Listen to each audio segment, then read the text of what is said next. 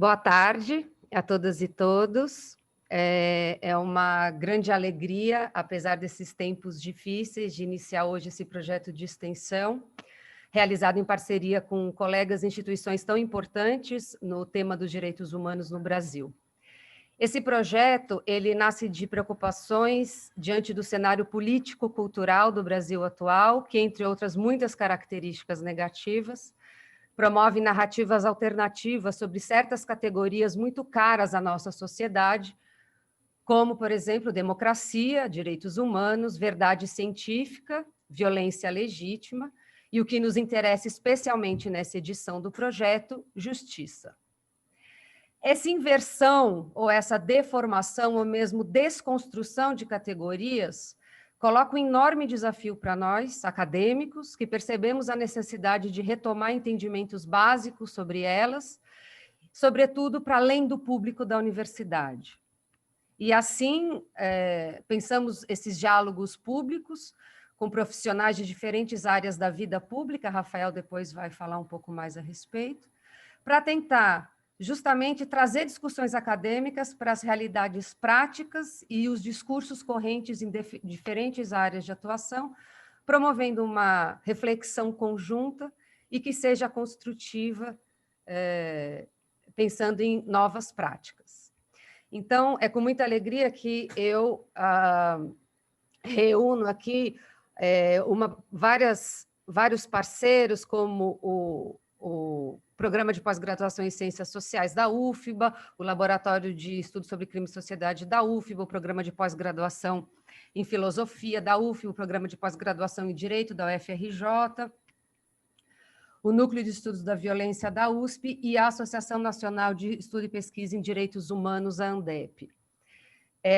Eu vou passar a palavra para o professor Rafael Azizi, da Filosofia da UFBA, que vai falar um pouco, e depois para o professor José Roberto Xavier, que justamente está aqui representando a UFRJ, os nossos parceiros do NEV e da ANDEP, que representados sobretudo pelo Marcos Alvarez e a Brunella Vicenza, que é presidente da ANDEP, ainda não chegaram. Eventualmente, quando eles chegarem, eles farão a sua devida apresentação. Então, é isso. Muito obrigada a todas e todos por aceitarem falar, aceitarem escutar, aceitarem dialogar e se dedicar alguns minutos para esses temas tão desafiadores e tão complexos.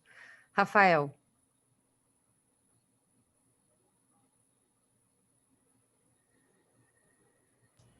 Desculpa, estava mudo. Obrigado, Mariana. Boa tarde a quem nos ouve.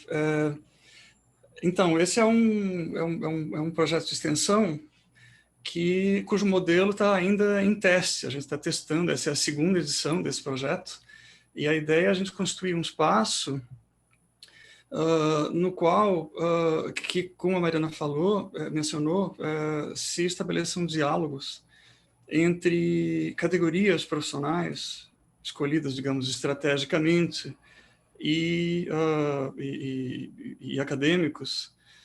Digo escolhidas estrategicamente porque relativas a campos nos quais é muito importante que a gente levantar urgências do presente. Digo urgências por conta da degradação do debate democrático na esfera pública no Brasil nos últimos anos, né? Então, falar de urgências não é uma palavra exagerada. Então, essa é a segunda edição desse modelo que a gente está testando. Na primeira, nós convidamos jornalistas, então ela foi dirigida, as questões levantadas foram dirigidas a um público primariamente de jornalistas, pessoal de redação, pessoal de faculdades de comunicação, e essa edição é mais voltada para profissionais do direito, né, e pessoas interessadas nos temas que a professora Mariana mencionou. Então, é isso. Muito obrigado a todo mundo que aceitou participar da mesa de hoje, e devolvo a palavra para a Mariana. Obrigada, Rafael. José Roberto. Boa tarde a todos e todas. É um grande prazer estar aqui com vocês. Eu tenho um orgulho de fazer parte da organização desse projeto. Eu queria agradecer a Mariana por ter capitaneado aí toda a organização, agradecer ao Rafael pela parceria, o pessoal da Andep e do Neve, e eu tenho certeza que vai ser um sucesso como a primeira edição. A minha preocupação neste evento, a minha preocupação como professor ultimamente, eu tenho sentido, talvez os tempos pandêmicos ajudem a explicar o fator, mas eu tenho me sentido cada vez mais isolado na academia, sentindo que a gente fala para nós mesmos, sentindo que a gente não tem diálogo nem com os colegas, nem com os alunos, nem com o público externo.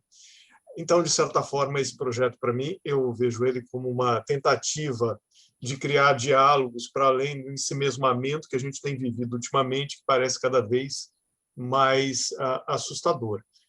Eu acho que a nossa crise democrática, em grande parte, tem a ver com o fato que nós falamos cada vez mais para nós mesmos em várias instâncias da sociedade. É isso, foi um prazer estar aqui com todos vocês, muito feliz de estar aqui nessa mesa com 3 amigos, observando os 3 falarem, o Fernando Fontainha, quem já fiz algumas coisas conjuntas, o Rubens, que foi meu colega quando eu estive na FGV, nos anos 2000, e o Leonardo, foi meu aluno no PPGD, e eu fico muito feliz de vê-lo aqui nessa mesa também. É isso, uma boa mesa para todos, um prazer estar aqui. Obrigada, José Roberto. Então, eu acho que a gente pode passar para a mesa, né? Eu vou, então, com muita satisfação, muita alegria, agradecimento, apresentar os nossos convidados, que são, bom, o professor Fernando Fontainha, que é do IESP, Instituto de Estudos de Sociologia e Política, é isso? Fiquei pensando... Da Universidade do Estado do Rio de Janeiro. Sociais e políticos, Mari. Sociais e políticos. Muito obrigada. É um professor que tem pensado muito essa interface das ciências sociais com o direito e a questão da política também, então acho que vai ter uma contribuição super importante. Professor Rubens Gleiser, da Fundação Getúlio Vargas, de São Paulo, professor de Direito Constitucional, certo? E Dr. Leonardo Cardoso, procurador regional da República em São Paulo, que também participa aqui como o nosso representante entre os profissionais do direito. A ideia desses diálogos é, então, abrir, né, a conversa entre academia e profissionais. É claro que muitas vezes essas categorias se confundem, né, como acontece aqui, mas isso não impede que a gente não possa estabelecer um diálogo entre essas categorias confusas que sejam. A ideia, então, eu vou fazer uma pequena fala e vou passar a palavra para vocês. Então, a ideia é que sejam uma primeira rodada de falas curtas, de 5 minutos. A partir da segunda rodada, a gente abre, então, para os participantes, se tiverem dúvidas e comentários. Enquanto eles vão fazendo, a gente passa para a segunda, em que vocês podem retomar a fala de vocês e já ir, né, aproveitando questões colocadas pelos outros. E, por fim, a terceira rodada de fechamento. A gente tem a expectativa de ter uma duração total de 1h30, por conta dessa rápida abertura, talvez extrapole um pouquinho. Por outro lado, hoje, a gente espera fazer atividades com 4 pessoas. Hoje, infelizmente, o nosso quarto convidado não pôde comparecer, então estamos com 3. Então, temos um pouco de tempo, né, um certo limite de tempo mais flexível. Bom, então é isso.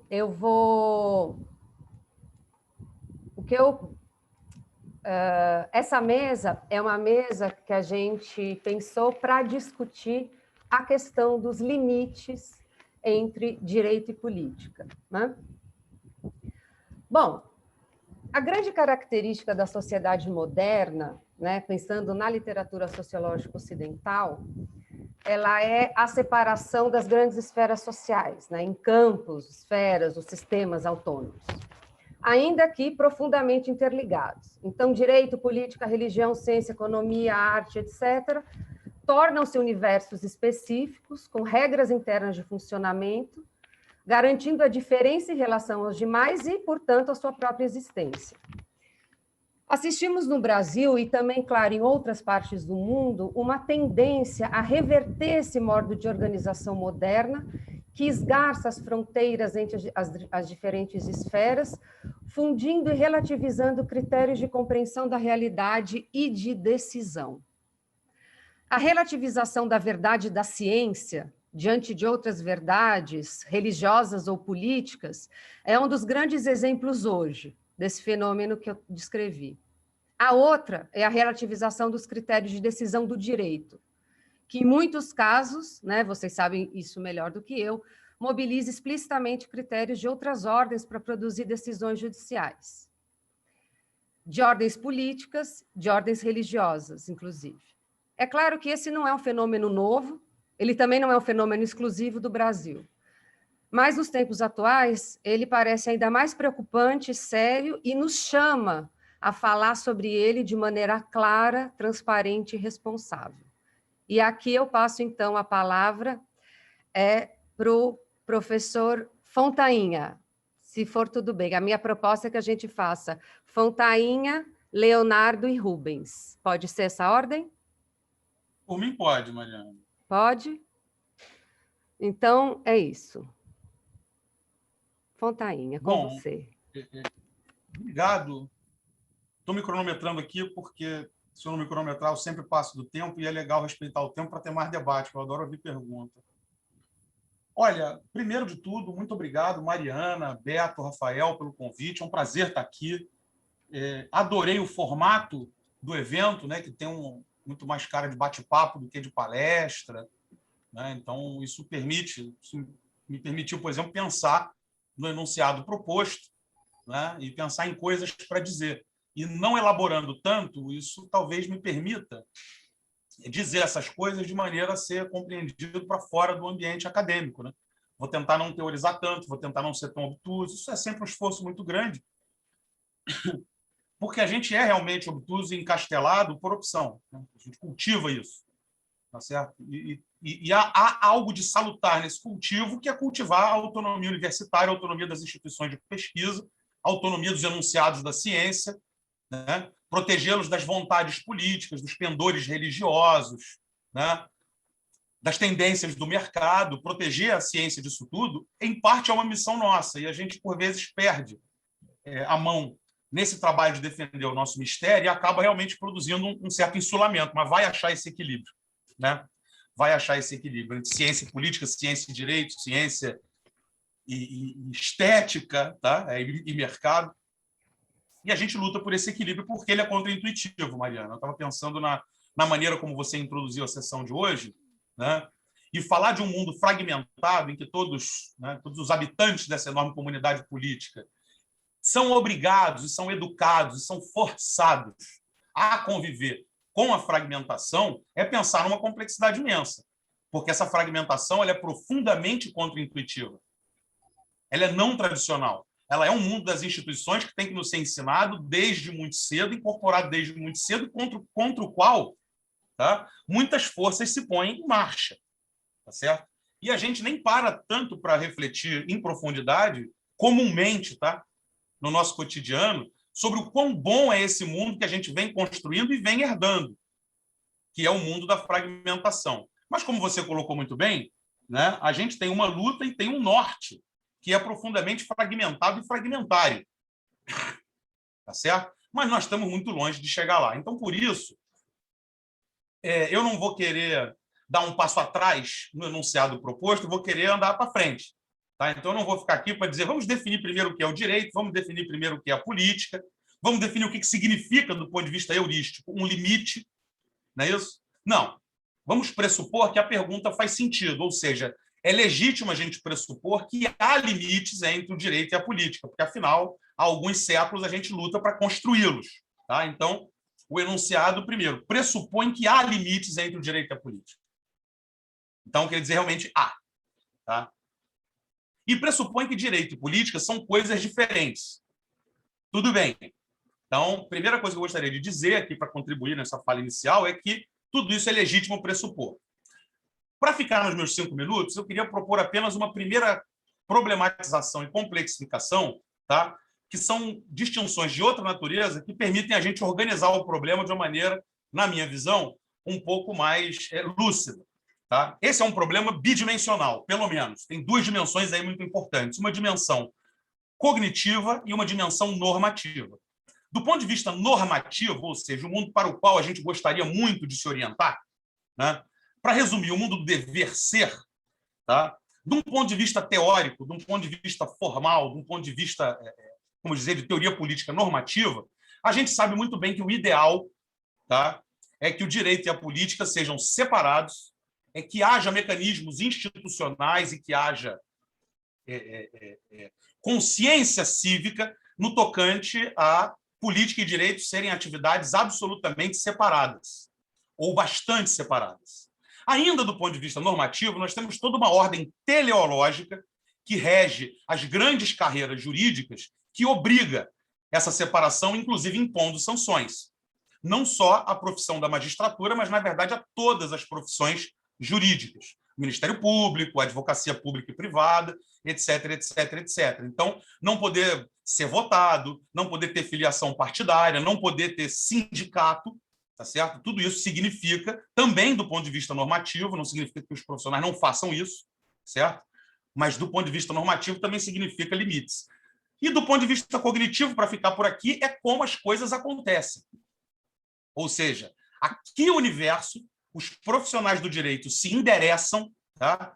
Com base em quais valores e visões de mundo eles constituem seu cotidiano de trabalho, e se esse universo é um universo que conhece limites entre o direito e a política. E eu acho que sim, conhece. Para ficar por aqui por enquanto. Joia.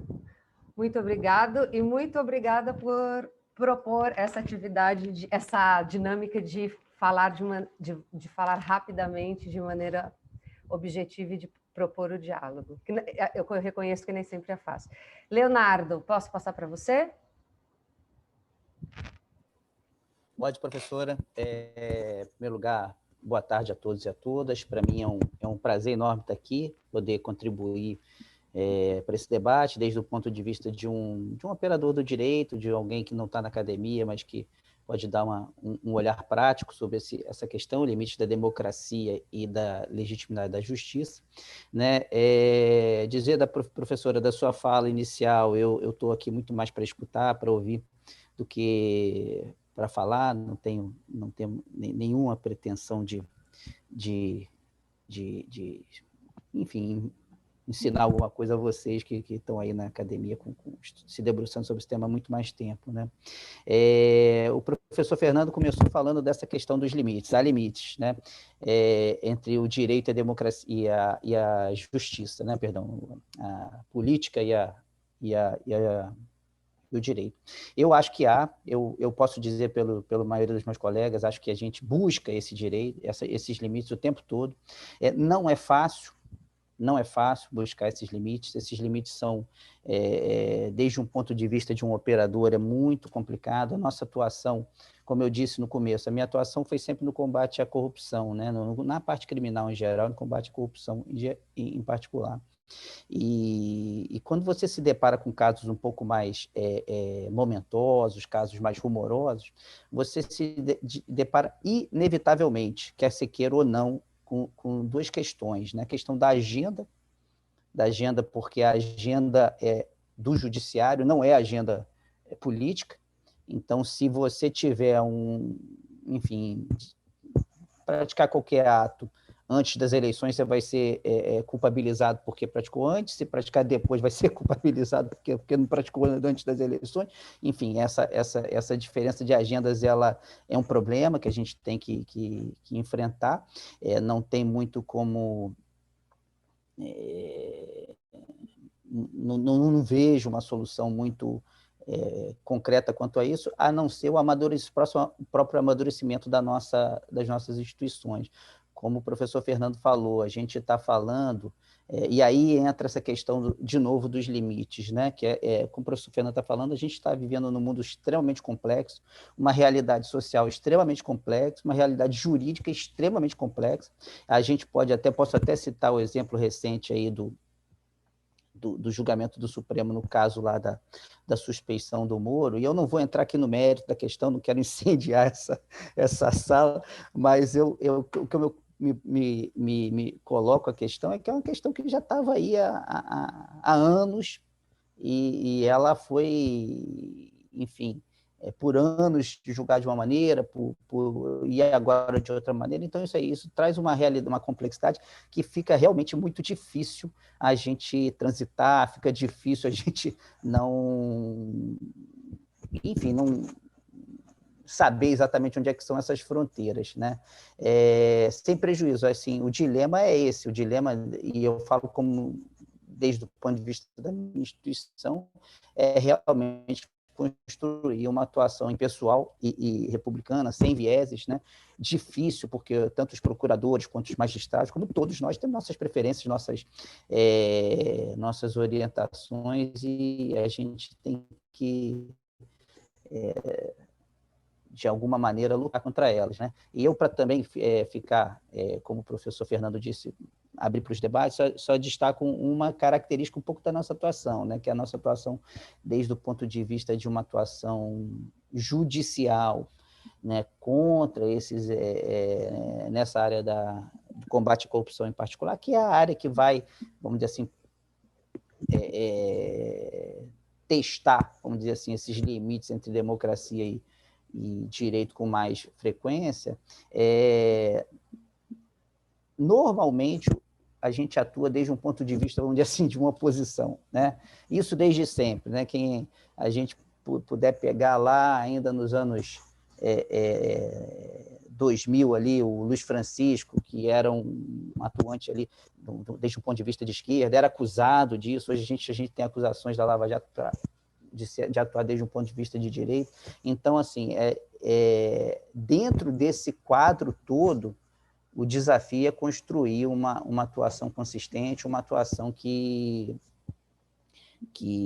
seja aceita, né? Porque, afinal de contas, a legitimidade também passa por essa aceitação como uma atuação impessoal, republicana, sem vieses, né? Não é um desafio fácil, né? Mas eu acho que é o desafio que está posto aí à nossa frente nesse debate em particular, né? Eu acho que eu vou ficar por aqui para a gente estimular um pouquinho mais os debates depois. Obrigada, Leonardo. Rubens?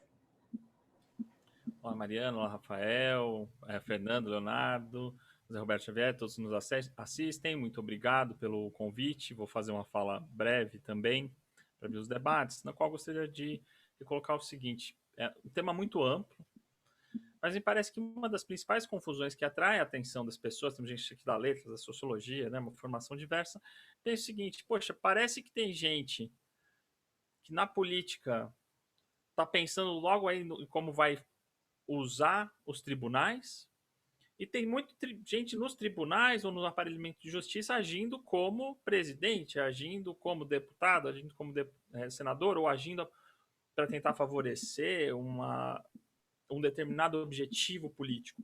A ideia de que o tema do limite vem porque existe um incômodo com uma confusão. A gente está vendo política onde deveria ter técnica, né, que incomoda, e parte do nosso debate se organizou para dar conta disso, no que as pessoas chamam, por um lado, a judicialização da política, na qual o uso dos tribunais vai estar absolutamente integrado no cálculo dos atores políticos, e a outra na politização do judiciário, no qual os agentes técnicos vão estar cada vez mais sujeitos a uma determinada inclinação política, e a técnica vai ficar sob suspeita. E esse é um tema tormentoso, tem várias implicações. Uma delas que eu gostaria de explorar é que, logo de cara, surgem algumas soluções que me parecem fadadas ao fracasso. Uma delas é pensar um esquema que tente fazer uma diferenciação funcional. Certos temas são políticos, certos temas são jurídicos. Algumas coisas os tribunais não podem falar Tem coisa... E isso é um equívoco, me parece, muito grande, né? Para não tentar subir demais o nível de abstração, mas no nosso caso, mas é como a outros países também, nós temos um sistema que é capaz de judicializar todo e qualquer assunto. Uma solução, uma resposta rápida e simples para isso é que a nossa Constituição tem uma carta amplíssima de direitos. Ela colocou o artigo 5º, inciso 35 na Constituição, em que qualquer ameaça ou lesão a direito vai ser apreciada, deve ser apreciada pelo Poder Judiciário. O Judiciário, uma Corte Constitucional, a mediação dos conflitos políticos entre os outros poderes, enfim. E você tem uma sociedade com um grau de desigualdade tão extremo e persistente que os conflitos vão desaguar para as esferas institucionais, de uma saída para essa resolução de conflitos ao judiciário. Então, é fácil, num país extremamente desigual, conflitivo e violento, judicializar os conflitos, especialmente se você tem um sistema que dá facilidade e baixa os custos para isso. Dá para explorar muitas complexidades e muitas nuances nessa fala, mas eu acho que dá um panorama. Temos esse problema. Parece que tudo dá para ser questionado na justiça. E dá mesmo. Então, me parece, qual é o limite que você tem para evitar que, como o Leonardo falou, um promotor use das suas prerrogativas para afetar o resultado de uma disputa eleitoral, para que um juiz mude o cenário eleitoral ou bloqueie determinada pauta que o Congresso quer avançar ou viabilize algo que está afadado ao fracasso, né? Que parecem ser formas ilegítimas, que extravasam, que foi também um termo que o Leonardo usou, que extravasam porque que aquelas pessoas têm aquele poder, por que elas são remuneradas, não parece ser o trabalho. Me parece que uma única divisão possível aí seria uma de lógica. Você espera que dentro do judiciário a lógica prevalente seja uma lógica diferente da que você encontra no executivo e no legislativo. Por mais que você possa ter áreas de encontro ou áreas difíceis, a gente está falando que as razões de agir de um procurador, de um juiz, de um ministro, devem ser, no exercício do seu poder, diferentes das razões prevalentes para quem está na política. Para que isso pudesse se concretizar, você precisaria ter um aparato teórico, a técnica jurídica, precisaria ser robusto o suficiente para depender o menos possível desses outros campos, esses outros tipos de razão econômica, religiosa, partidária e por aí vai. Mas nós temos um problema, que é que nós temos uma cultura jurídica muito pobre, no qual esse arsenal teórico de quem atua no campo do direito se esgota muito rapidamente. Seja porque tem uma dogmática pobre, seja porque não pensa a regulação, desenho institucional e as questões sistemáticas de uma maneira adequada. Então, quem está na ponta, quem é o prático, que precisa resolver o problema e se vê desamparado por uma má formação que se encontra, no geral, na formação jurídica, para resolver os problemas, vai recorrer muito rapidamente a essas outras lógicas. Pode ser, então, assim, você tem muita gente que quer resolver o problema e vai lá e encontra a solução ou numa determinada filosofia moral, ou no cálculo econômico, ou fala, quer saber, então eu vou fazer o que eu acho moralmente certo. Então, me parece que a crise de limite entre direito e justiça, no fundo, tem a ver com um problema de cultura, uma cultura jurídica pobre que não consegue manter um mínimo de autonomia para que os práticos exerçam a sua atividade, recorrendo ao mínimo possível dessas outras razões que acabam sendo prevalecentes também e minando a confiabilidade no sistema. É isso aí. Obrigado. Obrigada, Rubens. Já que o quarto não veio, eu vou ficar fazendo um pouco o papel dele, o quarto membro, né, do nosso diálogo. Eu queria levantar 3 bolas aqui para jogar de volta para vocês, que vocês 3 levantaram. Então, primeiro, essa discussão sobre o que Leonardo falou sobre a luta como a luta pela corrupção especificamente, que é algo que a gente tem falado e dito, mas precisamos continuar discutindo sobre isso, ela funciona como um grande teste, né, de limite, especificamente essa luta. Não é a única, né? Eu também trabalho muito com direito criminal e eu vejo que tem outras dimensões da luta anticrime, em outros aspectos, que também expressam muito esses limites. Mas eu acho que vale a pena a gente explorar a dimensão da corrupção. A outra coisa que vocês também levantaram, essa dualidade, que eu acho que hoje é uma dualidade que aparece, mas é muito mal compreendida, que é essa entre técnica e política. Então, como se a técnica, a gente conseguisse, com a técnica jurídica, então a técnica no sentido do que o senso comum fala de técnica, né? Como se a técnica jurídica conseguisse dar conta e garantisse os limites, a não invasão da política. No entanto, o que a gente observa em muitos dos casos hoje, sobretudo no funcionamento judiciário, é que a técnica ela é justamente política. A técnica é a técnica no sentido de falta direito falta conhecimento jurídico específico para aquela situação, ainda assim recebe o nome de técnica. O que me parece que gera um esgarçamento sobre esse conceito e gera uma proteção para determinadas ações como técnicas que substantivamente não correspondem, né, à classificação.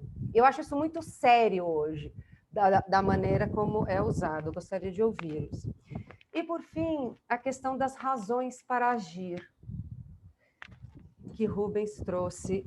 Eu acho que foi um excelente ponto de partida no sentido de pensar onde está a diferença, como é que você garante a diferença tendo em vista uma vida política que pode ser judicializável, e não só a vida política, como outras dimensões da vida, né? A questão é, então, tem que administrar essa possibilidade. Como é que você administra?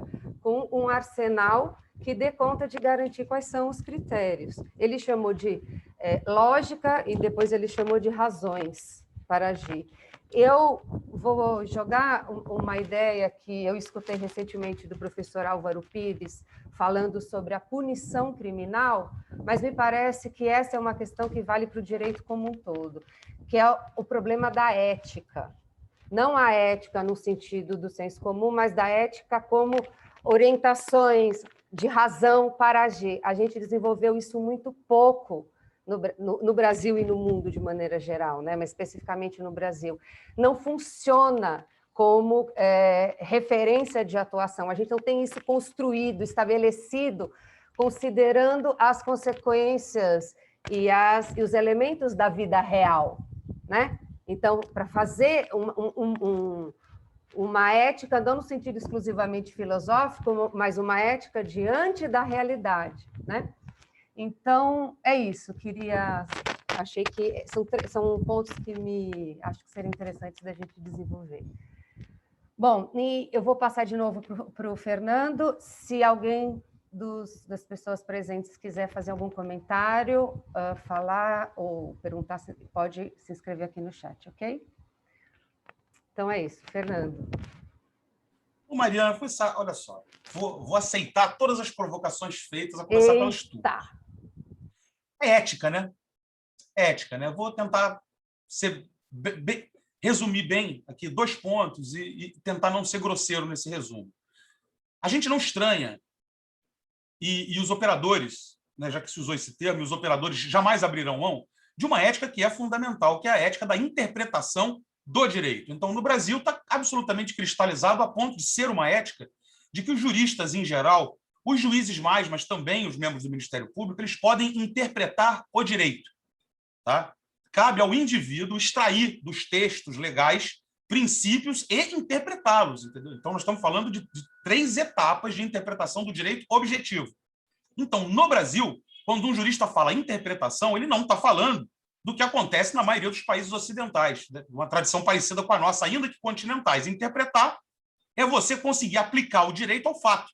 Isso é a atividade de interpretar. Aqui se pode interpretar o direito. Então, é claro, em poder interpretar o direito, o personagem mais poderoso, né, mais poderoso de qualquer tribunal, ou mesmo do Ministério Público, considerando também o princípio do promotor natural, é o distribuidor. É o distribuidor. Tá? Esse é o mais poderoso. Onde cair, você dá sorte, você dá azar, ou faz a estratégia da metralhadora, até cair em alguém que te dê a bendita liminar, né, como a de ontem, que impediu o Renan Calheiro de assumir a presidência de uma CPI. É uma coisa extraordinária. Eu acho que o período Lula e Dilma ensinaram para o sistema político como um todo que ninguém vai mais dar essa colher de chá para uma associação privada indicar, quase que de maneira mandatória, tudo bem, isso tem a ver com a benesse do Executivo, o Procurador-Geral da República, que é uma potência constitucional concedida ao presidente, ou seja, um poder que o eleitor dá ao presidente da República. Escolher o nosso Procurador-Geral da República. Entendeu? Ninguém mais vai dar uma colher de chá dessa, e com essa não vai dar outras. Né? Acho que o sistema político, com a parábola judiciária brasileira, que vai do mensalão à Lava Jato, aprendeu que não se faz esse tipo de coisa. Entendeu? Não se abre mão do poder, e a bem da democracia não se abre mão do poder dado pelas urnas, se vivemos numa democracia. Então, esse é um palpite para o futuro. Né?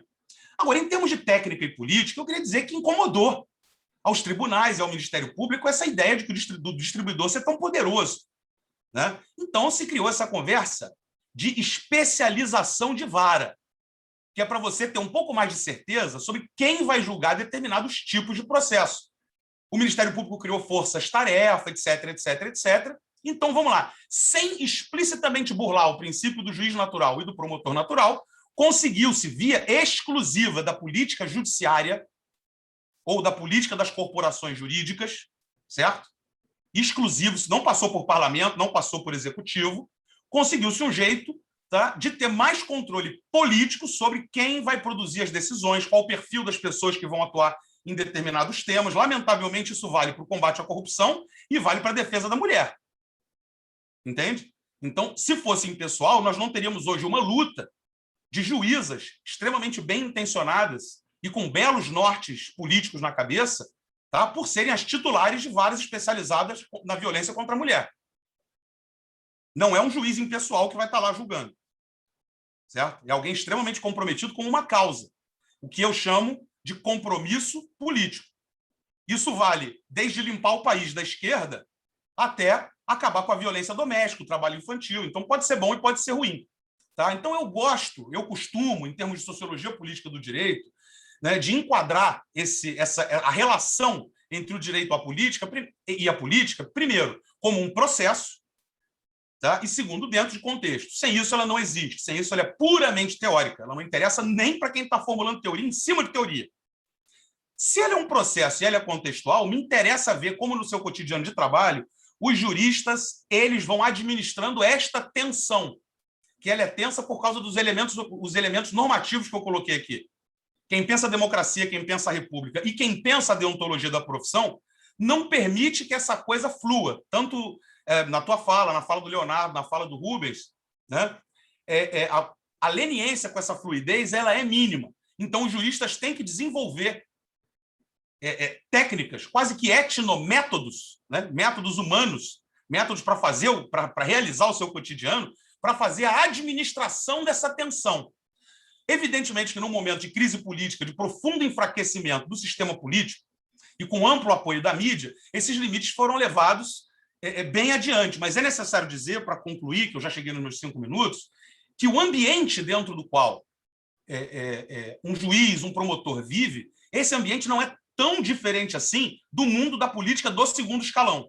Então, eles não têm vitória em prévias partidárias, eles não têm que disputar eleições, eles não têm medo do eleitor, o que eu considero muito negativo para eles, tá certo? Mas eles têm o cultivo de pequenas redes, o cultivo de micro-relações, a gestão de grandes equipes.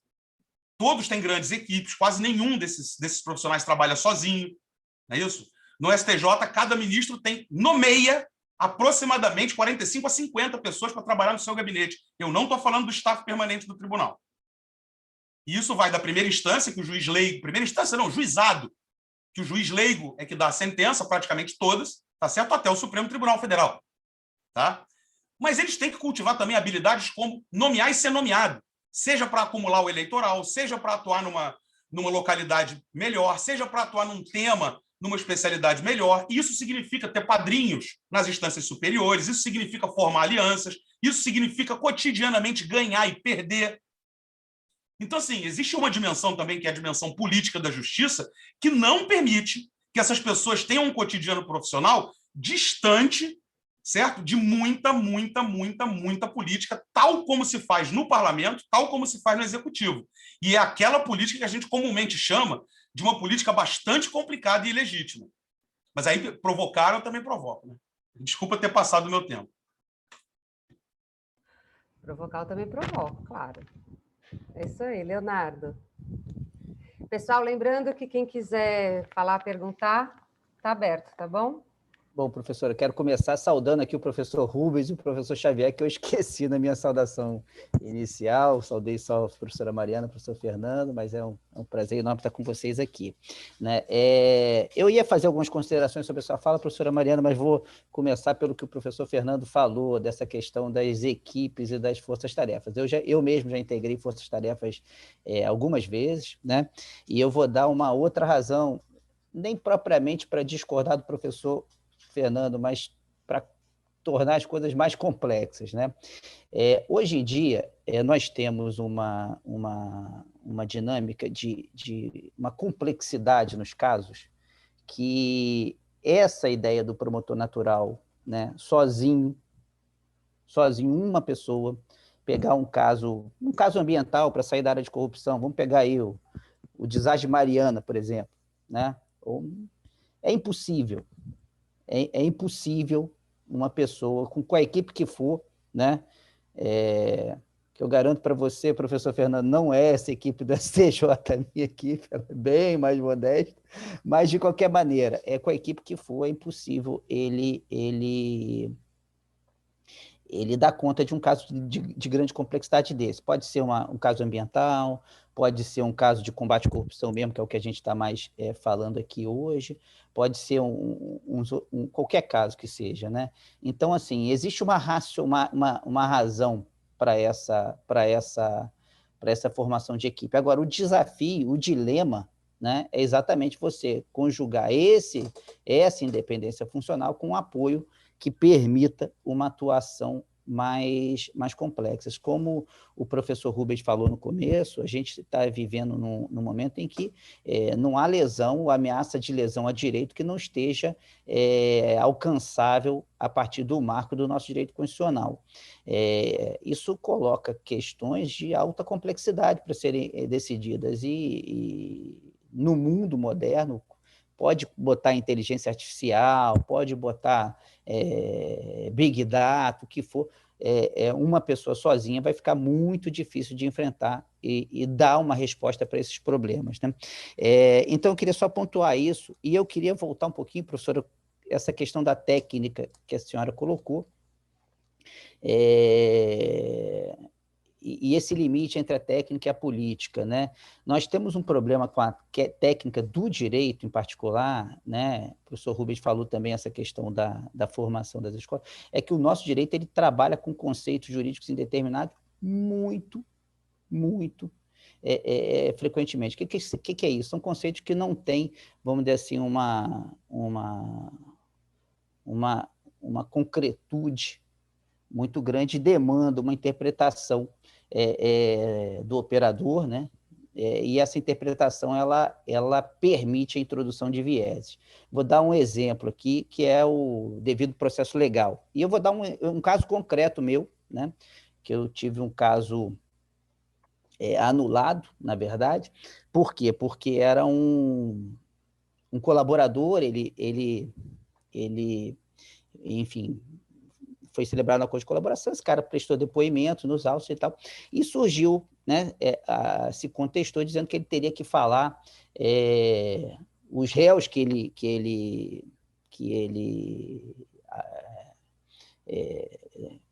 apontou como criminosos e tal, teriam que falar depois dele na sequência dos interrogatórios. Essa é uma formalidade que ela não estava formalizada em lugar nenhum, né? Depois, a Lei 13.964, até ela introduziu essa ordem, mas naquele momento não estava. A partir daí, enfim, acho que foi o Supremo, não sei se foi o Supremo ou o STJ, interpretou que a partir do conceito de devido processo legal, né, essa formalidade tinha que ser respeitada e anulou-se ali, teve que repetir o ato na ordem que, enfim, do colaborador, depois o réu que não era colaborador, na ordem dos interrogatórios. Eu trago isso por quê? Porque essa realidade, que é uma realidade que eu trouxe um exemplo bom, posso trazer dezenas, ela permite o uso enviesado do direito, né? E aí eu não sou sociólogo, nem antropólogo, eu devolvo a indagação, né? Até que ponto essa profusão de conceitos jurídicos indeterminados, talvez num plano maior do que em outros países, não existe exatamente para permitir vamos dizer assim, esse manejo, né, não técnico da técnica, para usar um jogo de palavras aqui. Então, assim, eu trago essas duas provocações aqui, né? Quanto à lista TRIPS, a questão que o professor Fernando colocou, eu concordo, eu acho que ela não vai ser mais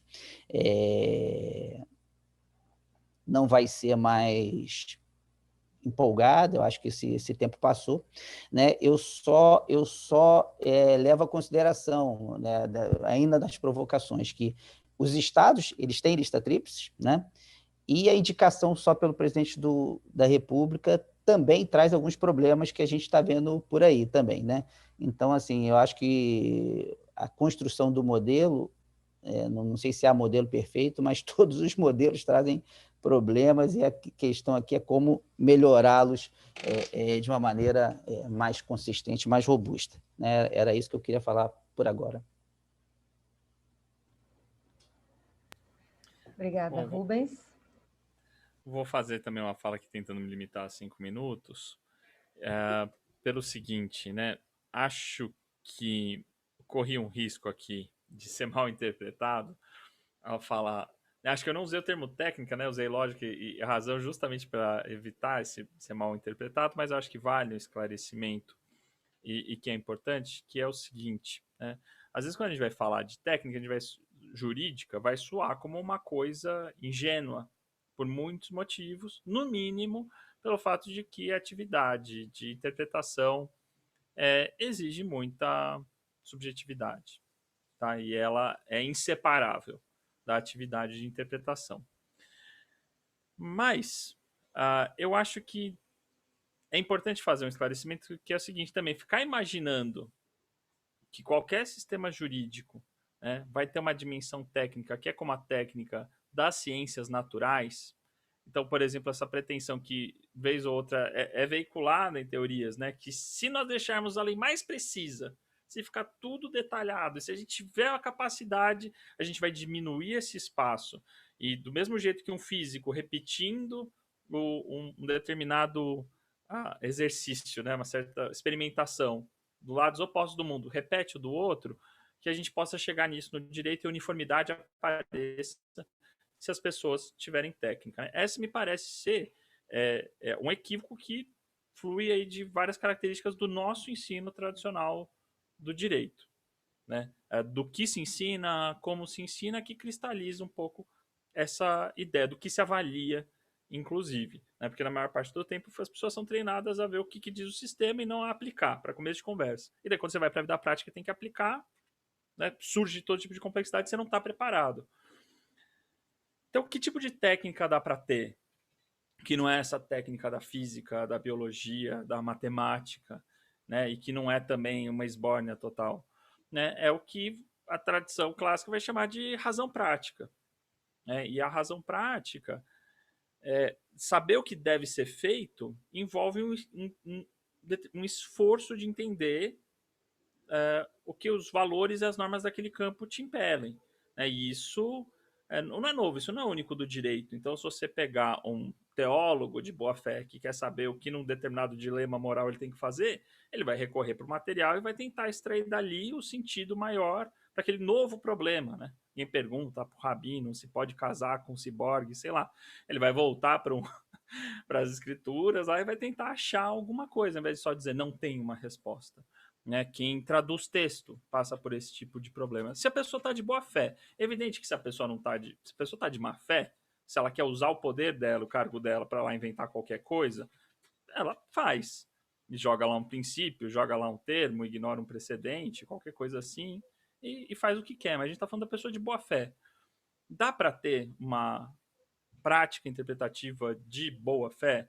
Acho que dá, mas acho que a gente não ensina isso nas faculdades de direito, sobre como lidar com esses conceitos que tem esse grau de abertura interpretativa alta, como se chama dos indeterminados, com seus juízes indeterminados, como lidar com justiça distributiva. A gente fica vendo essa coisa ridícula que é a mínima existencial, reserva do possível. Isso é uma palhaçada, isso aí não ajuda a resolver o problema.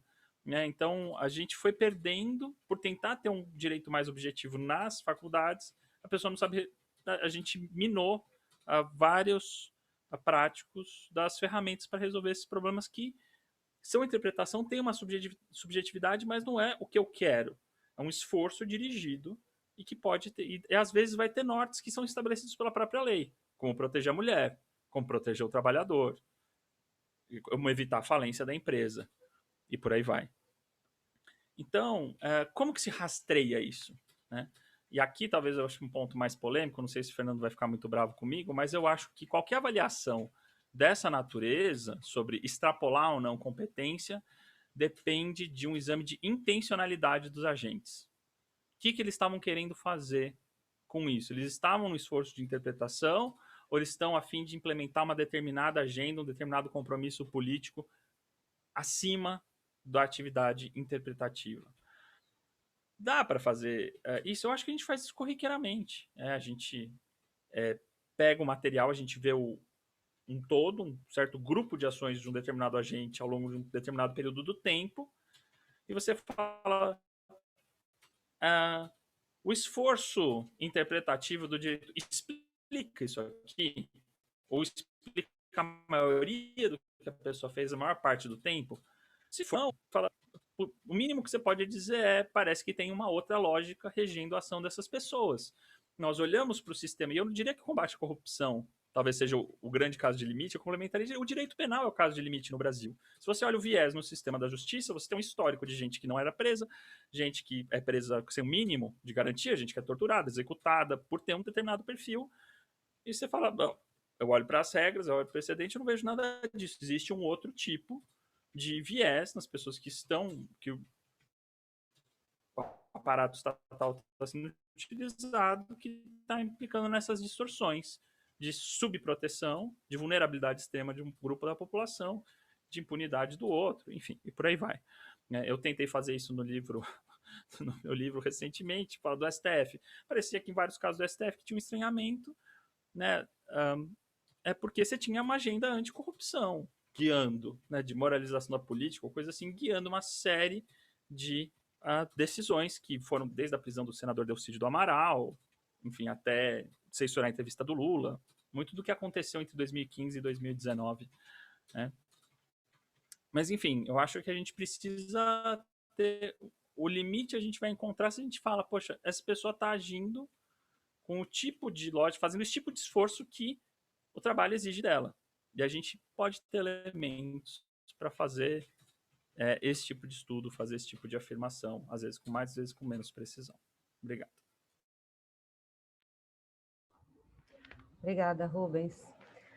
Bom, e aí, de quem está aqui presente,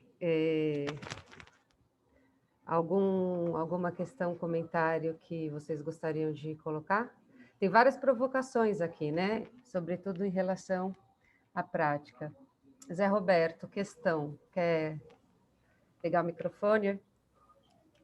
Oi, Mariana. Olá. Eu não posso abrir meu vídeo, que foi o moderador que fechou meu vídeo. O moderador abre o vídeo. Pode aparecer. Pode. Pode. Era só naquela hora. Não, continuam bloqueados. Hein? Bom. Ok. Vá. Pronto. Olha só, Deixa eu inaugurar as questões aqui, então. Prazer ouvir vocês três. Eu vou compartilhar um problema que eu tenho com vocês e vou pedir ajuda, assim, na cara de pau, aproveitando que a gente está num debate acadêmico profissional. Eu estou com uma pesquisa em andamento, trabalhando sobre as fronteiras de direito e política, direito criminal especificamente. E eu trabalho com um quadro teórico que prescinde da intencionalidade. Eu sempre trabalhei com a ideia de que, olha só, o que as pessoas pensam na hora de dar uma sentença é do ramo da psicologia, ela com o terapeuta dela que vai se resolver. A gente não tem acesso ao que essas pessoas pensam. Quando alguém fala, mas o juiz que é racista, o juiz que é misógino, olha só, isso sempre houve, essa é uma questão dos indivíduos. Ela pode se repercutir de forma sistêmica, tem gente que estuda isso, como os resultados vão mostrar vieses importantes, mas na hora que a gente observa o sistema jurídico, ele tem formas de compensar, enfim, tem um tribunal que vai olhar aquela decisão, tem uma outra instância, enfim, tem formas de fazer autocontrole.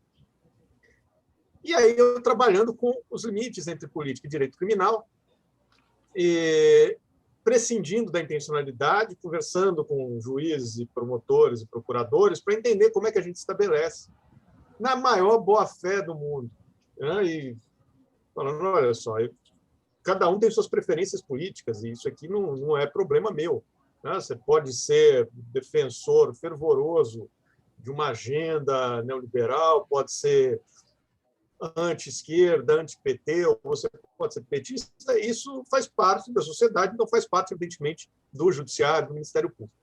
Só que trabalhando nessa pesquisa, prescindindo da intencionalidade, no meio do caminho, aparece um fenômeno que fala muito sobre a complexidade dessa modernidade que a gente vive, aparece uma tal de vaza-jato, que vai vazar conversas, em que fica muito difícil para o pesquisador ficar trabalhando, prescindindo da intencionalidade dos atores.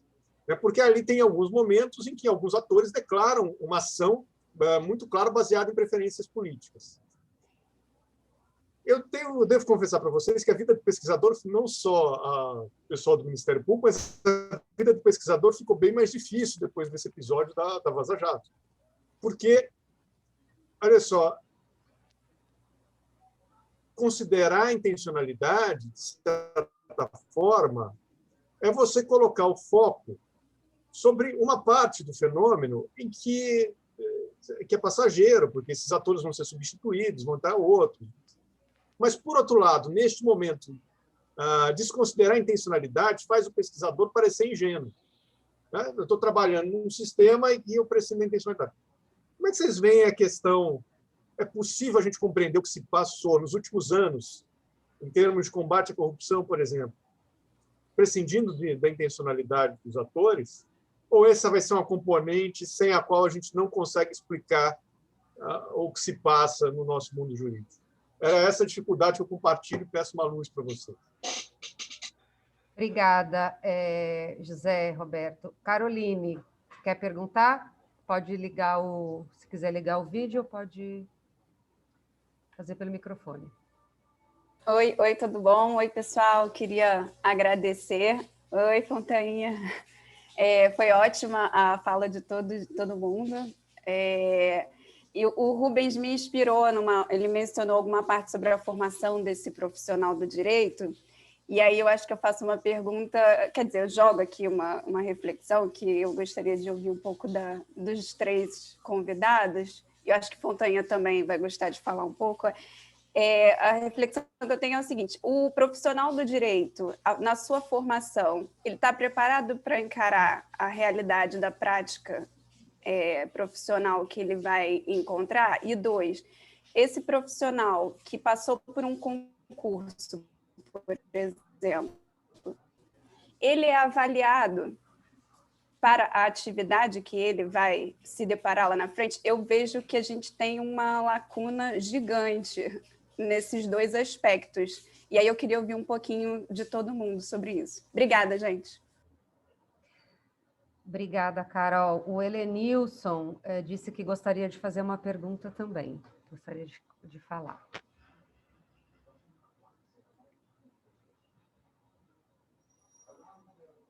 Não esquece de desligar microfone.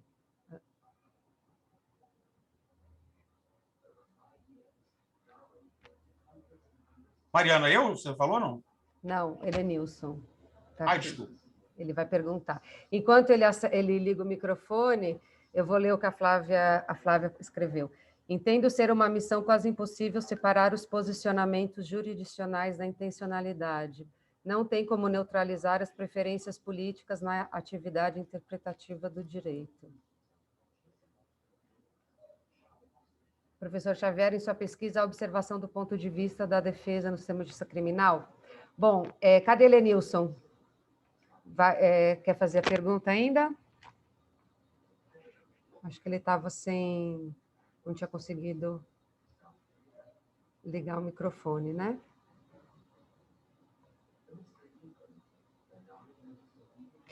Tem mais alguém? Se não, eu vou... se ele, Nilson, conseguir aparecer, ele faz. Enquanto ele está tentando, eu já passaria a palavra para a gente fazer, então, essa última rodada com... Pode ser na mesma ordem? Fernando Leonardo Rubens. Posso? Pode. Eu vou tentar reagir às questões. Eu acho que a questão da Flávia ela pode ser enfrentada junto com a questão do Beto, né? Eu acho, Beto, para efeitos da sua pesquisa, é necessário tratar de forma não ingênua essa falsa separação entre objetividade e subjetividade. O que as pessoas fazem e o que elas pensam por trás do que elas fazem. Tá? Talvez seja necessário pensar nas realizações práticas dos juristas como objetivações. Né? Então, assim, para mim, como pesquisador, não é que a intencionalidade não importa, tá certo? Mas toda a carga intencional, toda a carga volitiva, toda a carga de agência que eu posso encontrar nos atos, ela é observável e descritível nos atos e dentro do contexto dos atos. Então, é claro que se você perguntar em entrevista para o Deltan Dallagnol por que ele fez aquele famosíssimo PowerPoint, ele não vai dizer, né, que ele queria praticar um ato político contra uma das principais figuras políticas da época, contra a maior figura pública do PT. Ele não vai dizer isso.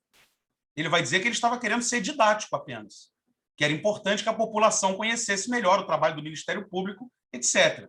Se você perguntar para o Gilmar Mendes por que ele deu uma coletiva inventando o princípio do desvio de finalidade política na nomeação de ministros, isso orientou várias liminares e, finalmente, ele foi o sorteado, e aí ele deu uma liminar impedindo o Lula de tomar posse como ministro, ele vai dizer que a razão é absolutamente uma reflexão técnica.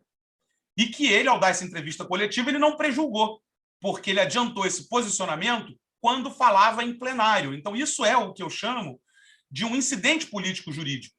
Entende? Os ministros do Supremo, eles já estabilizaram, e quem inventou isso foi nem o Gilmar, foi o Marco Aurélio. Né? Enquanto você está falando, como a deliberação no Brasil ela é pública, ela é em público e transmitida na TV aberta, seu momento de fala é como se você estivesse julgando. Então você está nos autos, então você pode falar o que você quiser. Você pode mudar de assunto, falar de um outro assunto, vir a julgar esse outro assunto, ou instruir colegas Brasil afora de hierarquia inferior a julgar de uma determinada maneira, e isto não é um problema. Isso é um exemplo do que eu estou tentando dizer, de uma objetivação para administrar tensões entre o direito e a política. Isso acontece o tempo todo. Isso superlota cadeias, isso produz punitividade e impunidade ao mesmo tempo. Entendeu? Existe uma psicologia judiciária, existe uma psicanálise judiciária, mas que não é objeto da ciência social. Mas a ciência social ela não precisa prescindir da intencionalidade, ela só não precisa buscá-la fora do que as pessoas fazem, entende? Então, assim, eu tenho uma dificuldade muito grande de fazer pesquisa com entrevista ou com determinados tipos de dados buscando esse fragmento intencional.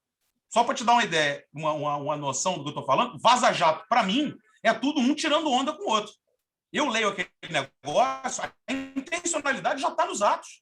O Sérgio Moro divulgar uma nota à imprensa. Eu não preciso de mais nada para ter um fragmento bastante sólido de qual é a intenção que ele veiculou em ação. Entendeu? Porque nos zaps é tudo ele tirando onda. E o Dallagnol tirando onda, e um tirando onda com o outro, que tem contato com o seu Roberto Marinho, que tem contato com o desembargador, com o ministro, entendeu? Ali eles estão falando um com o outro, entendeu? E elaborando estratégias, algumas aconteceram, outras não aconteceram. Mas, como sociólogo, eu não acho que a gente deva usar a vaza-jato como se quer fazer no mundo político, para desqualificar a ação desses atores agora que a estratégia se concretizou.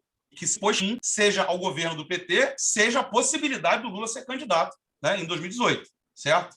Agora é um outro momento político, é um momento que se percebeu que não dá para fazer oposição ao Bolsonaro sem o PT. Então, agora é um momento, sim, entendeu, Zé? Nunca imaginei que nós íamos ter um procurador-geral da República denunciando uma Gestapo no Ministério Público do Paraná. Eu nunca imaginei. Assim, articulando a categoria anti-lavajatismo, entendeu? E, neste ponto, o sistema político não está contra ele. E não está achando um absurdo. Talvez seja a microdimensão do governo Bolsonaro menos atacada pelos seus opositores, que hoje são bastante amplos, né? Seja talvez a dimensão que mais se respeita do governo Bolsonaro, a maneira como ele tem gerido, como o Procurador-Geral da República tem gerido o novo padrão relacional entre sistema político e sistema jurídico, né? Então, acho que isso, para resumo da ópera, eu não preciso saber, como diria Garfinkel, se eu abrir a cabeça dos juristas, vai ter o que tem na cabeça de qualquer pessoa, entendeu? Vai ter algo esponjoso e cinzento. É nas ações que as pessoas elas veiculam suas intenções, entendeu? Isso não é um processo interpretativo, isso é algo que se sociologiza, isso é algo observável e descritível, entende? Com relação à sua questão, Carol, eu acho que ela é um pouco mais para o Rubens, mas eu quero meter a colher, é o seguinte: nós não temos um ensino do direito, um ensino prático do direito. Isso não existe no Brasil, entendeu?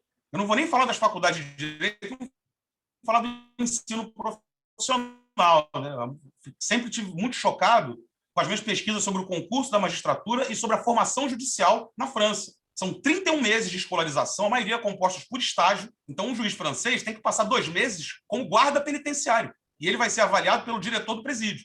Eles são malucos, eles acham que o juiz, para botar alguém na cadeia, tem que saber o que é uma prisão, tá? E em jurisdição, escritório de advocacia, repartição pública, prefeitura, mas as aulas na escola, que são 8 meses, não tem palestra, não tem curso. É um juiz mais velho, com um processo que ele julgou, tirando dúvida, conversando e trocando ideia. E quando não são simulações de audiência com a presença de um psicólogo avaliando o desempenho de cada um. São simulações já da vida real. Aqui no Brasil é a ideia do miojo. Passou no concurso, você precisa de só mais 10 minutos para estar pronto para atuar, né? Não existe uma formação profissional. Então, assim, eu também não quero ficar condenando a faculdade de Direito, coitada, que no Brasil a única coisa que ela tem é o monopólio da expedição do diploma jurídico, né? E isso sem considerar que um monte de cursinho virou faculdade, né? Você tem a faculdade de Direito do MP, então esse monopólio está ameaçado. Daqui a pouco a faculdade de Direito no Brasil não tem mais nada, entendeu? Mas é claro que as corporações não universitárias do direito, que no Brasil são as fortes e não as fracas no direito, elas vão querer jogar para a universidade a responsabilidade por formar bacharéis e operadores. Tu sai da faculdade pronto para julgar um processo, pronto para promover, pronto para advogar. Assim, na nossa tradição, não é assim que funciona. Tem que ter um outro tipo de socialização na tradição anglo-saxônica. Essa socialização se dá pela vida prática, você não vira juiz no início da carreira, impossível, na casa dos 20, 30 anos quase você virar um juiz, tá certo? E na nossa tradição continental, escola, formação continuada e prática, né? Então, eu não sei, Carol, mas é como eu gostaria de dialogar a partir das minhas pesquisas com a tua colocação. Desculpe ter me delongado na resposta. Super obrigada, Fernando. O Rubens, ele pediu para a palavra antes, que ele vai ter que sair pontualmente às 15h30, então se vocês me permitem, eu vou passar para o Rubens agora. Eu não sei se Helenilson vai querer depois perguntar, mas depois da fala do Rubens, eu passo para vocês, tá bom? E para Helenilson, se quiser, e depois Leonardo, aí a gente fecha, ok? Bom, muito obrigado. Desculpa ter passado na frente, Leonardo. É que eu estou só preocupado com esse outro compromisso que eu assumi muito irresponsavelmente. Eu estou muito de acordo com o que o Fernando estava falando. a intencionalidade está no ato, ela é rastreável nos atos. Acho que é um equívoco tentar fazer isso no rastreio psicológico. Eu só não consigo entender por que você não chamaria isso de interpretação. Talvez a gente esteja aí com concepções diferentes de interpretação e esteja criando algum tipo de ruído, mas é um tipo, eu não sei se você concordaria que no mínimo é uma construção narrativa, né? Ela não é objetiva, essa intencionalidade ela não é objetiva no sentido de que ela vai ser, todo mundo que coletar aqueles dados vai chegar no mesmo sentido. A gente vai disputar sentidos com aquele mesmo conjunto de interpretação. Então eu junto uma condução coercitiva sem ter resistência, com PowerPoint, com uma estratégia de mídia e, de fato, né, eu construo, eu falo, olha, o que explica, acho que quase weberianamente, né, o sentido da ação desses agentes, não é o direito, o sistema jurídico, qualquer coisa, precisa ser um valor, esse valor aqui. E a outra pessoa vai poder dizer, não, é esse outro valor, ou esse valor explica a sua parte dos atos, e por aí vai. Né? Então, acho que, Roberto, de fato, acho que a gente não pode presumir que todos os agentes vão estar agindo de boa fé, essa restrição vai uma intencionalidade jurídica, vai ter quem está de boa fé no jogo. E você vai ter pessoas cuja coleção de atos dá indício de que ela não está de boa fé, que ela vai episodicamente agir de acordo com o direito, mas quando for inconveniente, não agir. E daí eu não posso falar que é uma pessoa que joga, que está na regra, que nem um bebê que mexe o bispo na diagonal, não vou falar que jogou xadrez, vou falar que mexeu ali e sem querer, né, naquela oportunidade. É a reiteração dentro da prática que vai me dizer que aquela pessoa adere àquela prática e às suas normas. Então, você precisa, de fato, de um universo, de um conjunto observável de atos. Tá? Porque senão você fica nessa bobagem, que para mim a maior bobagem hoje em dia, em termos de um conceito para explicar, é a ideia de ativismo, né? Que está se tentando aperfeiçoar, mas que não dá conta. Que eu acho que não é um aparato adequado. Eu não sei se o que eu estou tentando falar com catimba constitucional, essas coisas, também melhora ou resolve o problema, mas é tentar fugir um pouco dessa briga aqui, que eu acho que é uma boa sem saída. Acho que o profissional do direito poderia ser preparado para a vida profissional. Acho que a gente tem algumas e poucas, mas instituições que estão tentando estabelecer um treinamento prático. Posso dizer pelo AGV, uma delas, e que eu posso te dizer, a aula expositiva em que o aluno e a aluna tem que decorar artigo, decorar classificação de manual, esgotar conteúdo do código, isso não prepara para a vida profissional. Nada. Né? Então, assim, e dá para ter, eu acho que um programa que tem um compromisso de dar autonomia para os alunos, colocando desde o início a ideia de resolver problemas práticos, para que eles entrem nessa gramática e dominem a prática e consigam articular princípios e etc., sem ser achismo ou opinião política com verniz jurídico, acho que dá. E acho que é crucial para a gente ter uma cultura jurídica mínima, senão não faz de conta.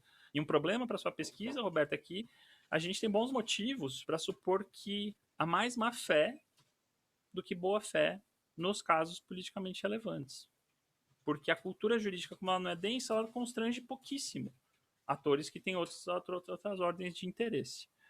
Né? Então, essas são as ponderações que eu gostaria de trazer aí.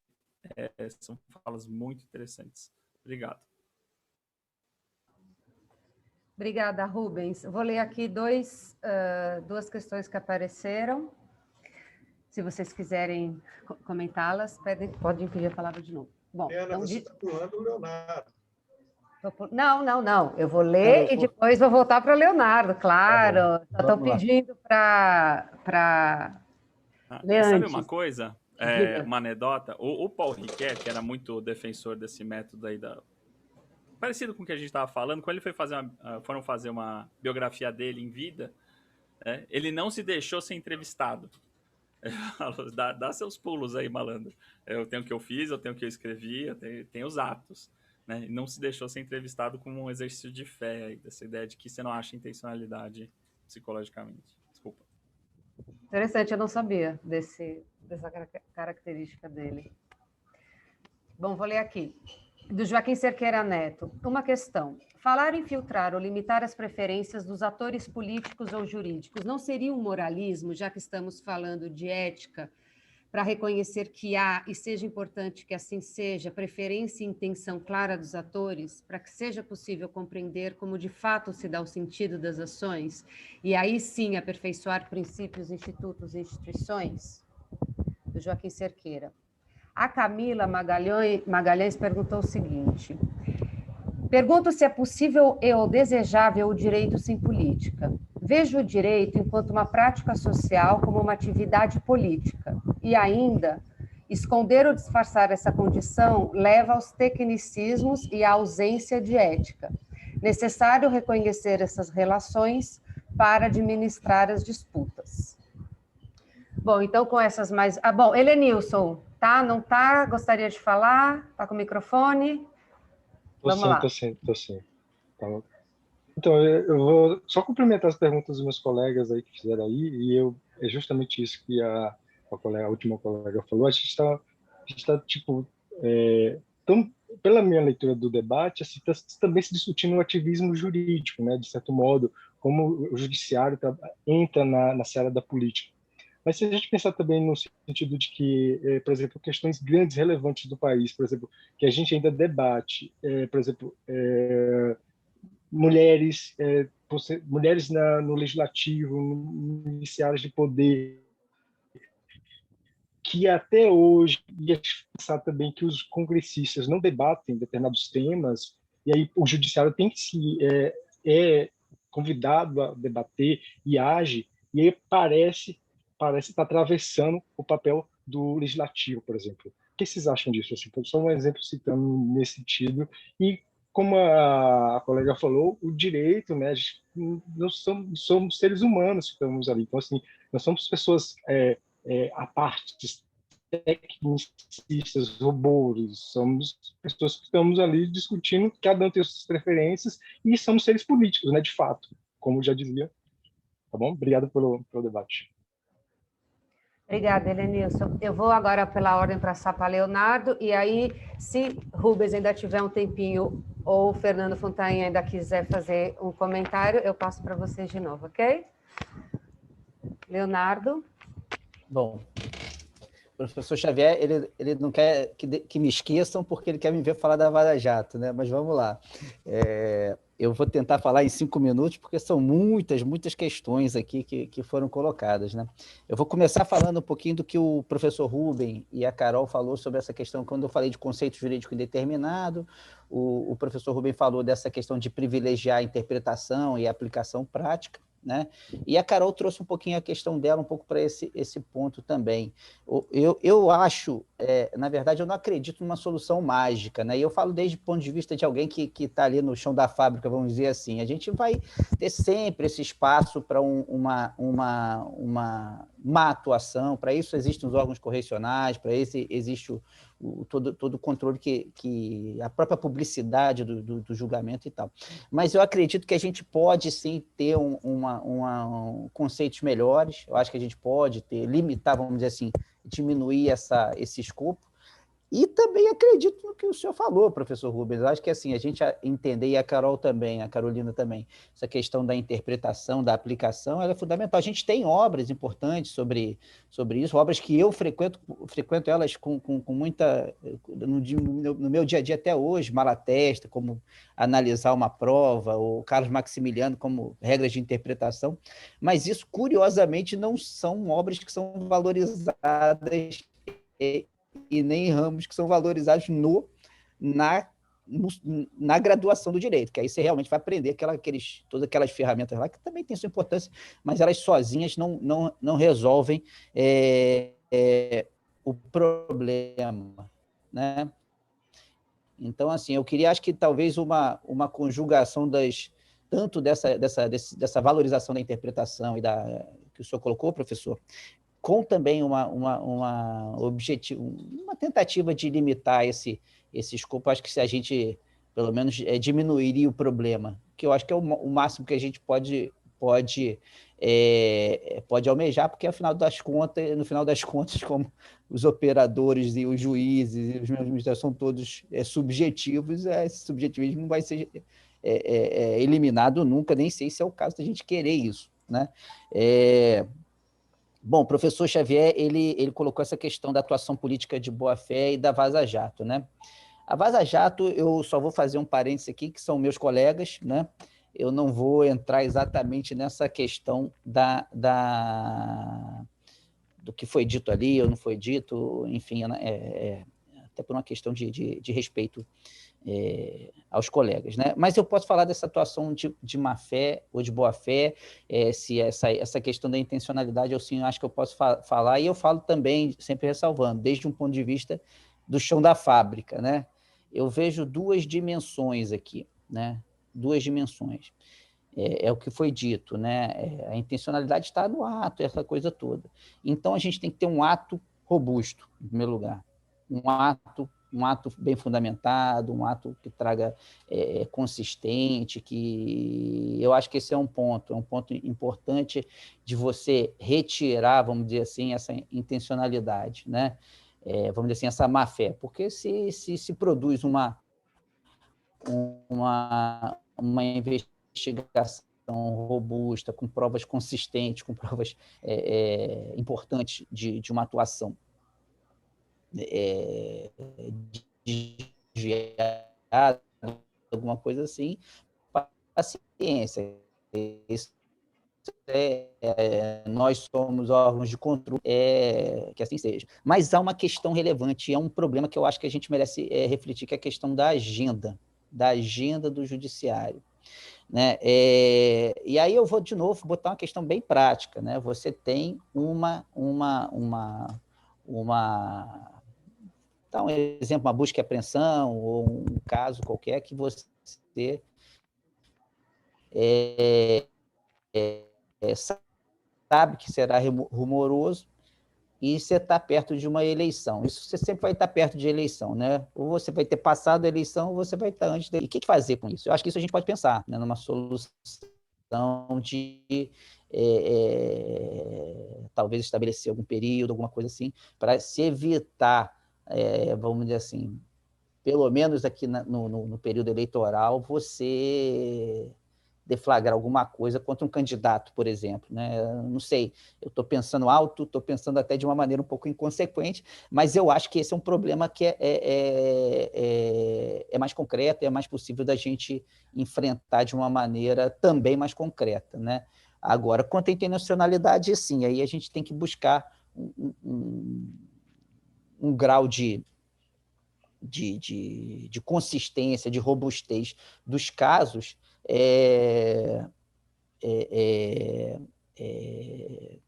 enfim, que convença, assim, as pessoas realmente tem que...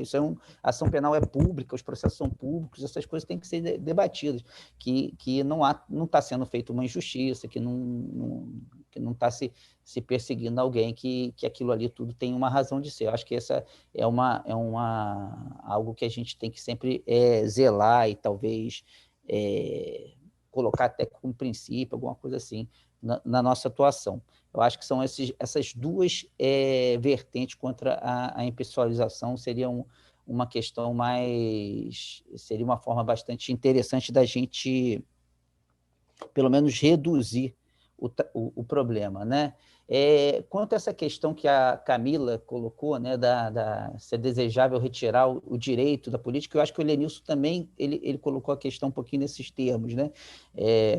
Eu acho que há espaços, né? Há espaços para o judiciário agir de uma maneira de colocar alguns temas na agenda. Até uma própria ação, aí já não tanto na ação penal, apesar de também ser, mas uma ação civil pública, por exemplo, que você questiona o homeschooling, por exemplo, você está pautando, você está colocando esse assunto na agenda. E isso acontece com frequência. Né? Audiências públicas, o Supremo tem usado muito isso para enfim, trazer o debate que não deixa de ser político para a esfera judicial, né? Mas eu acho que isso tem que ser feito com alguma regra, com algum cuidado. Não é você pegar uma ação, sobretudo uma ação penal, contra a ABC e usar para avançar algum projeto político. Aí eu acho que não tem como a gente aceitar isso. Eu acho que eu já passei até bastante, desculpa, Rubens, Fernando, professora Mariana, mas eu vou parar por aqui, senão vou falar muito. Imagina. Na verdade, a gente já chegou, já são 15h30, mas como apareceram essas perguntas, eu quero saber, Fernando Fontanha, tem mais algum comentário que você gostaria de fazer? Houve perguntas, tá? Acho que pode dar para reagir, mas o Rubens está com teto maior, talvez maior que o meu, não sei. Mas se você achar pertinente também, porque o fato é que bateu o teto do evento, você que sabe, mano.